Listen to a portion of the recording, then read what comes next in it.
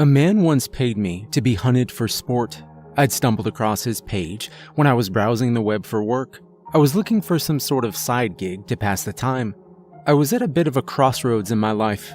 I'd quit my previous job to break away from the redundancy it had sucked me into. It was a spontaneous decision, with no real planning involved. Luckily, in this day and age, the internet caters to people like me, people who don't care about chasing money or don't want to be tied down. It wasn't the money I was after, but the change it would provide. I felt like I couldn't enjoy anything in life, like I was just going through the motions. That night, I'd been scrolling for quite some time, skimming over job posts, help wanted here, shorthanded there. I didn't think I'd find anything to suit me. It all seemed like the same thing, disguised under a different title. That was until I found this particular ad. I thought it was a scam at first. Comical dollar signs on each side of the Craigslist title, like a trap set for the elderly in search of credit card numbers. I clicked on it anyway, curiosity getting the better of me. In all caps, the posting read, "Big money for manhunt volunteers." At least it was to the point. The details below gave a brief introduction as to what the job entailed. I skimmed over them with amusement, half of me doubting it was true, the other half hoping it was. As ridiculous as the prospect was, I had to admit it was exciting. There were some requirements for the job, however, and I was surprised to find that I fit the bill. Must be male, must be young and fit if possible. Must not be afraid of the dark. Must come alone, no cell phones, no firearms, no police. Must meet the night before to discuss. The list went on for a while, but ultimately ended up with a phone number and a typed signature as someone simply named Bob. I found myself thinking it over. I didn't exactly have anything to lose. No family, no friends. I always lived alone. The idea of wanting to pack up at a moment's notice never seemed to sit well with any of the significant others I had in the past. I don't know if it was stupidity or the need for adventure, but in the end I found myself grabbing my phone. I mean, how often do people get to say they were hunted for sport? The money wouldn't hurt either. I gave him a ring. The man who answered the call was tipsy but eager, and when I mentioned my interest in his post, he seemed to be ecstatic, like I was calling to give him the lead role in a movie. The conversation was a little awkward, considering the reasoning behind the call itself, but after a few minutes of cryptic back and forth, we agreed on a meeting place. I was a few towns away, but he insisted I met him closer to his side of the woods. The hunt would be at his estate, and I should stay in town, so I was well rested for the event. We would meet at a local bar called The Sixth Shot to discuss terms and conditions. He seemed determined, like he'd been waiting for someone for a while. He said he would understand if I was in no hurry, but with my current status of unemployment and lack of overall plans, I found myself matching his energy. I had to admit, the concept was a little exciting, if it was real at all. We decided to meet the next day. The Sixth Shot was a bustling little place. A neon sign with a smoking gun made it easy to find. When I arrived, I found the guy immediately. He looked about how you'd expect a manhunter to look like. He pulled it off well. A black polo and tan cargos, a shiny shaved head with a thick curled mustache, all worn on a very tan and muscular body. He was sitting at the bar alone, and he lit up like a Christmas tree when he saw me. Like he knew. He patted the stool next to him, like he was welcoming a long-lost friend. When I crossed the bar, I was met with a firm handshake and a pat on the shoulder. He told me he was delighted to meet me, and drinks were on him. After a brief introduction, he got a glass of top-shelf bourbon for himself, while I sipped on an Irish red ale. I'd acquired a taste for it recently. Considering he was trying to hire me with the intent to murder me, he seemed like a pretty cool guy. We got to know each other a little before getting to the serious stuff, the people around enjoying their drinks none the wiser. The man known as Bob was actually Robert Callahan, a man born into a world of wealth and, as it seemed, perpetual boredom.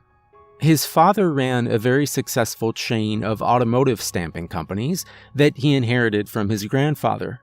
By the time his father passed, there were so many buildings and people assigned to making the gears turn efficiently across the globe without his input that he was able to live a life of leisure on a 7-figure income without as much as lifting a finger. The companies ran themselves as he grew older, and he filled his young adult years with seeking thrills across the globe. He tried anything that got his adrenaline pumping, from skydiving to whitewater rafting.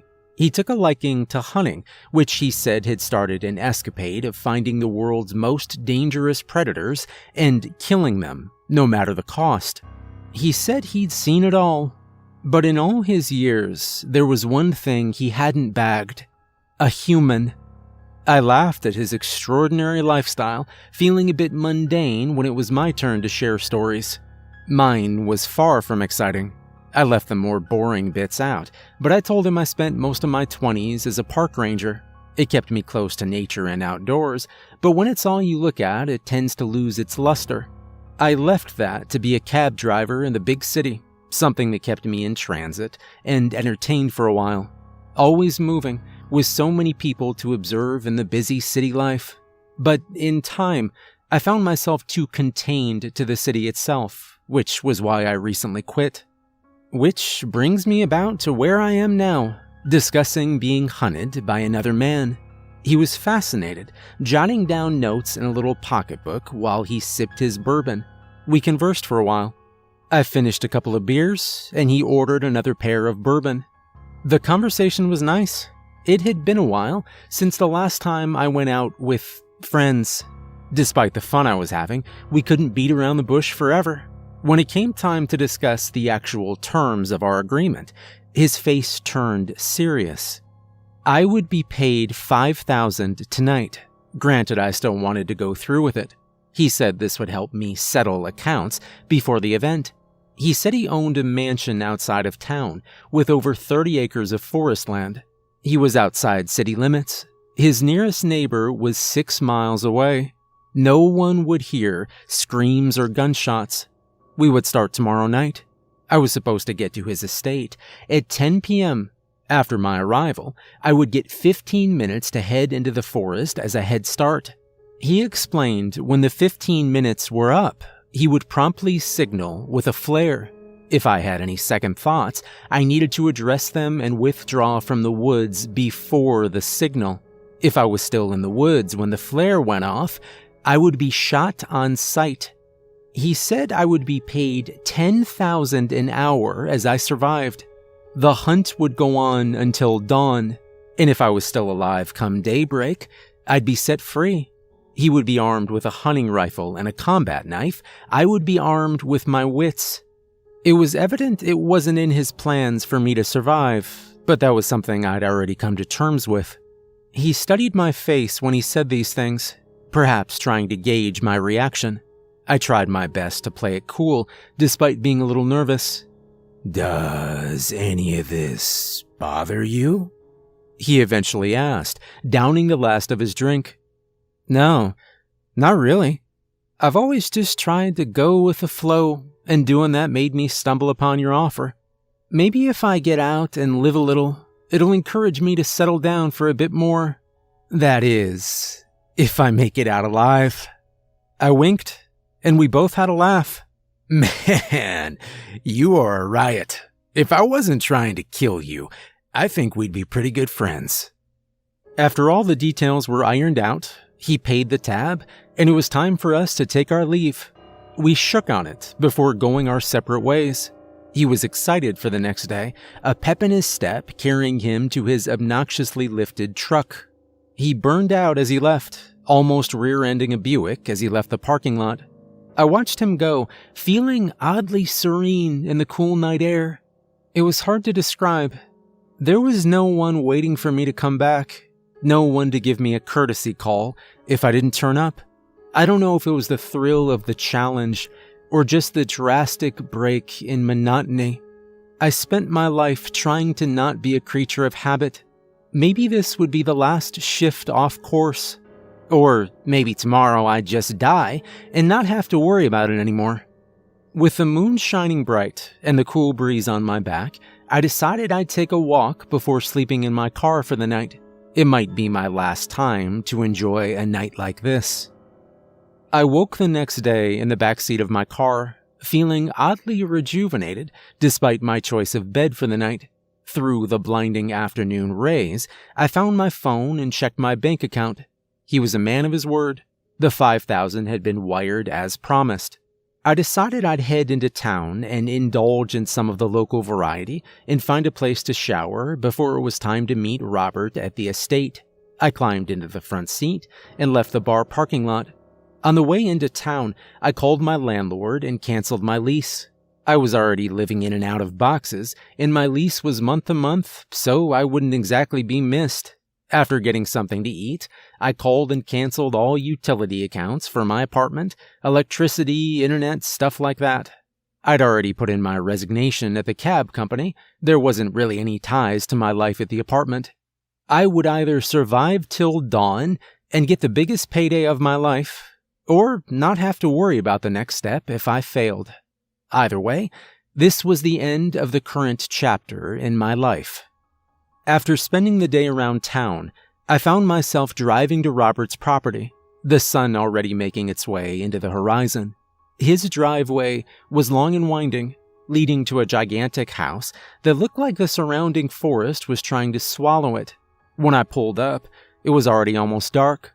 A butler greeted me at the mansion, an old man carrying a silver tray covered in a soft cloth. He opened the car door and let me out, introducing himself only as Charles. "I'll be taking your belongings now. If you don't make it out, they will be destroyed at sunrise." He held out the tray. "Of course," I said, handing over my phone, wallet, and keys. After placing them on the tray, he offered a smile. "Would you like a refreshment before heading in? Mr. Callahan said to accommodate you before heading into the forest. He truly appreciates you answering his ad." Charles said, "I'm fine, thank you." "I guess I'd rather just get to it," I said, wiping my sweaty palms on my jeans. "Of course. If you will follow me, it's right this way." He gestured for me to follow him. Charles escorted me through the house. The inside was furnished top to bottom in luxurious wooden furniture. Bearskin rugs, chandeliers made of gold, paintings from the Renaissance era. The estate was definitely worth a fortune. We passed by a trophy room, filled wall to wall with mounts of animals from across the globe. They seemed to stare with their glass eyes, following us as we made our way through. Charles made no effort to engage in conversation, and neither did I. The other end of the mansion consisted of a large patio. Waiting for us there was Robert, who seemed to be preparing for our little hunt. He was running a large combat knife over a stone, slowly and methodically, as we approached. Propped up next to him was his rifle. The bolt was pulled back, several cartridges laid out on a glass table. Next to it was the flare gun. "The time is approaching," said Charles, and Robert nodded. He wiped the blade off and sheathed it on his belt. I looked at his loadout on the table, starting to feel sick to my stomach. This was seriously happening. Now that I was here and seeing him fully prepared, I couldn't help but feel like I was in over my head. Robert stood and grabbed his rifle. He picked up each cartridge and loaded them slowly, one at a time until it was full. He racked the bolt forward and slung the rifle on his shoulder and grabbed the flare gun. 15 minutes, then the flare. Having second thoughts?" he said, twirling the flare gun on his finger. "No, not really," I said, making my way off the patio. I wasn't exactly sure what to say in a situation such as this, so I figured it was best to just get it going. "Excellent. I'll see you on the other side." He saluted me, and Charles gave me a nod. I turned and left the patio, making my way to the woods. Each step got heavier as I approached the trees. the darkness behind them getting eerier the closer I got. When I got to the tree line, I looked back at the mansion. Robert and Charles just watched expectantly. I swallowed and ducked in, feeling the full weight of my decision, perhaps a little too late. Once the mansion was no longer visible, I started jogging. I was mindful of my footsteps. A stray log or vine could trip me up. During my time as a park ranger, I spent dozens of hours hiking trails. I would survey the land weekly, picking up discarded things like trash and lost clothing. This landscape was much different, however. The ground was uneven, years of collected leaves burying fallen limbs and jutting rocks. I was wearing decent boots, but terrain was unforgiving. One misplaced step, and I could roll or break an ankle. I wouldn't be able to rush too much. If I could just maintain a steady pace, I'd be able to put enough distance between us and maybe find a decent place to hide. With the sun set and no light source, I couldn't see very far in front of me. I tried not to think about how much time had passed. I just focused on pushing forward. Ahead, the trees started to crowd. Giant maples with lush branches blocking the moonlight that was trying to shine in. I ducked under them quickly. A twisted branch snagged my shirt, and I shook it loose. I came to a small clearing, and I took a second to catch my breath. I leaned on a tree, shaking clumps of mud and pine needles from my boots. The ground was wetter than I'd anticipated.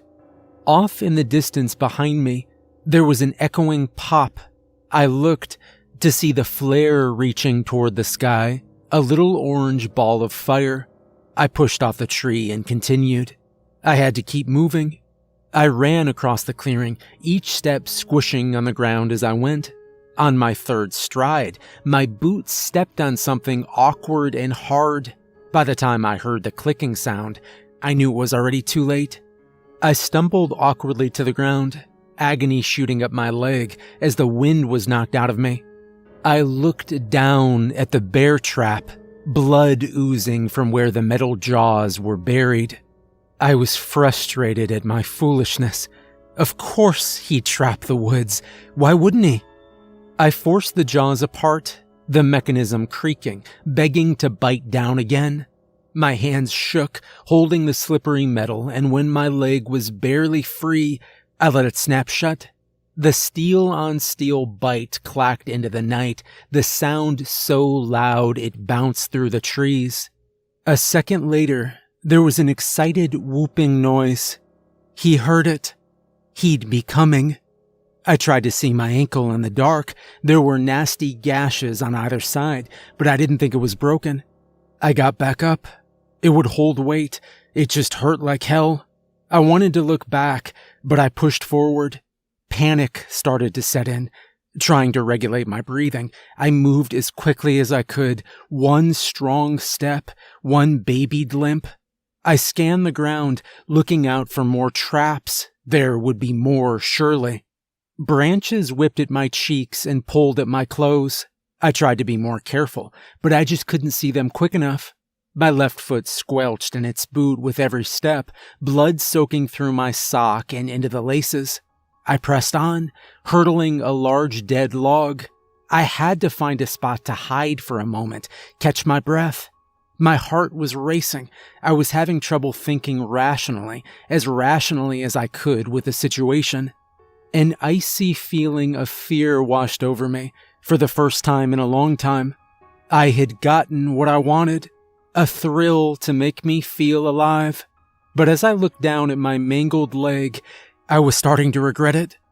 Gunfire cracked in the distance.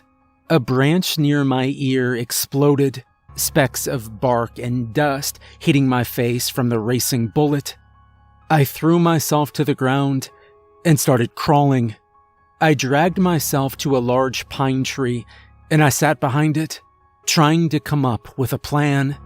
The gun went off again, closer this time. The round punched into the tree, shaking loose needles that fell from above. I squinted into the dark, trying to see ahead. In front of me, the ground started to slope, and I could faintly make out the sound of rushing water. It could be a creek or a small river. Keeping behind the large pine, I slowly stood, trying to stay concealed until I was ready. I pushed off it and started to run for the slope, hearing the gunfire again as soon as I was in view. A fierce pain ripped through my shoulder, and my arm went limp, but I couldn't stop. I started down the hill. I could see the shimmering surface of the creek below. There was something bobbing in the water, rotted logs from the looks of it. I needed to get there, get under the water, and use the logs as cover. I worked my way down the slope. The ground was wet. Each step threatened to slide out from under me. There were footsteps now, breaking sticks and brushing trees as they tried to catch up. Another gunshot. The bullet whizzed over my head and missed. I tried to go faster and crouch down, but my feet were too unstable. I focused on the water, limping closer and closer, like it was my salvation. I was almost there. Behind me, I could hear the racking of the bolt action, and I shot a panicked look behind me. I could barely see him working through the trees 20 yards away. As I turned back to the creek, my good foot got caught on something, and I fell forward. I hit the ground hard and started to roll, painfully and awkwardly in the dark. I watched my descent in a swirl of moonlight and darkness, my elbows and knees clubbed by the earth as I went. I came to a stop at the edge of the water, lying on my back, gasping for air. I could hardly move, my vision spinning as I looked up at the sky. I could hear him coming down the hill, slowly and carefully. He knew he'd won. He was taking his time. Exhausted and defeated, I looked at the creek. It wasn't logs I'd seen floating, but bodies, several of them bloated and rotting in the clear glow of the moon. The more I looked around, the more I saw. Men, women, children. Robert was there now, boots squishing as he looked down at me. A pair of black goggles were over his eyes, a wicked grin on his face. He unslung his rifle and let it fall to the ground, then pulled the goggles off his face. He cast them aside like toys. Disappointing. Very disappointing. I thought with you being a park ranger and all, you'd make it farther.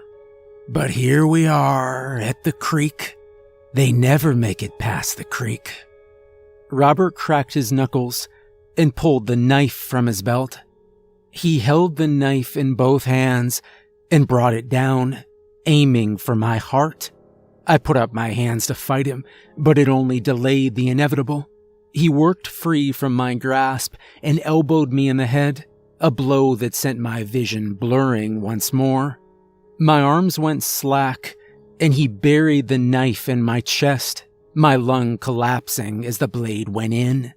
With a grunt, he pulled the blade down, separating my torso down the middle in a nasty, gushing mess. Satisfied, he got up and left me there to die. I tried to talk, but it all came out as gurgled whispers. What? What was that? He mocked, and he knelt to hear me. With the last of my breath, I spoke my last two words just loud enough for him to hear. Thank you. The involuntary screams came next. They were loud and shrill, broken vocal cords shouting in a mixture of barking and screeching. With both hands, I pulled at the large incision, yanking the flesh apart in a spray of blood and disintegrating organs. His reaction was the same as all others before him. A look of pure, irrational fear. My thin, inky black limbs burst from the gaping wound in my torso. I was on him in an instant, slashing the knife away and digging my nails into his flesh. I ripped his shirt like paper and separated his chest just like he did to me, my piercing screeches ringing out into the night until I burrowed so deep They could no longer be heard. He thrashed and oozed from every orifice as he made room for me, just as the cab driver did and the park ranger before him. I ate and wriggled as he expired, worming and digging my tiny frame into each limb like a suit. When the fit was just right, I stood up and cracked my knuckles. I looked at my reflection in the water, running a hand over my face to feel the new fit.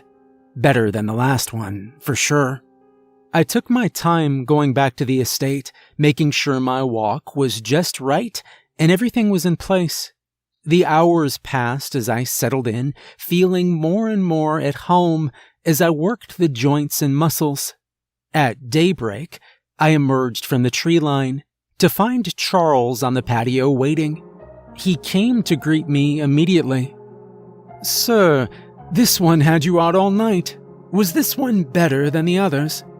Can I get you something to drink?" he said. "Much better than the last. And bourbon, if you will."